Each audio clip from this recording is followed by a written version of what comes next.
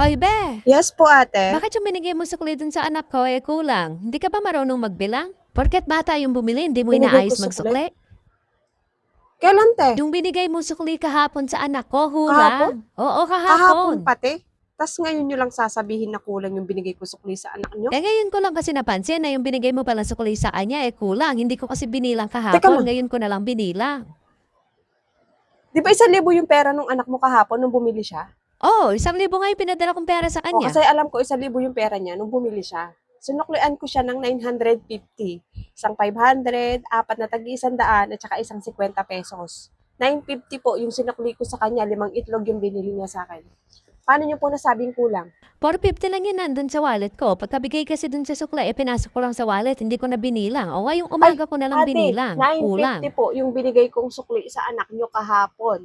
Tsaka, kahapon pa yun, te. Ngayon na kayo magre-reklamo sa akin. Dapat nagreklamo kayo agad sa akin. Ngayon ko na nga lang napansin na kulang yung yung binigay mong sukli sa anak ko. Hindi ko nga kasi agad binilang Te, hindi ko na po kahapon. kasalanan yon. Isipin nyo nga, binigay yung sukli sa inyo, hindi nyo binilang, pinasok nyo lang sa wallet nyo.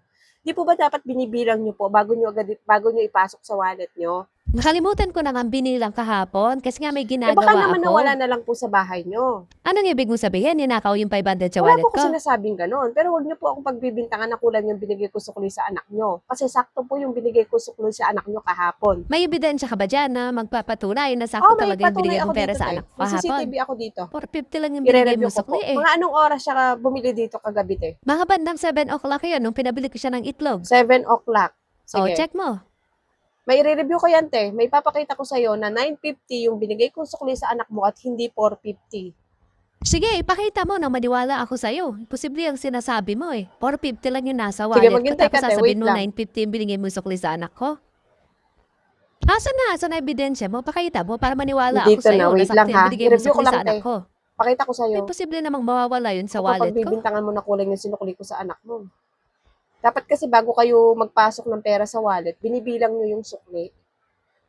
Kinabukasan na, doon nyo palang sasabihin sa Ang akin na kulang sabihin yung mo, porket sinukli bata ko. yung bumili, kinulangan mo yung sukli mo sa Te, hindi kanya, ko sinadya kinukulangan yung mo. sinukli. Hindi ko kinukulangan yung sukli nyo, te. Porket bata, lalamangan ko na. Hindi ako nanlalamang ng tao dito, te. Hindi ko ikakayaman yung 500 mo, te. Higit pa dyan yung kikitain ko. Oh, ayan yung kuha ng CCTV, te. Panoorin mo yung pagbibilang ko ng pera, kung magkano yung inabot kong pera doon sa anak mo.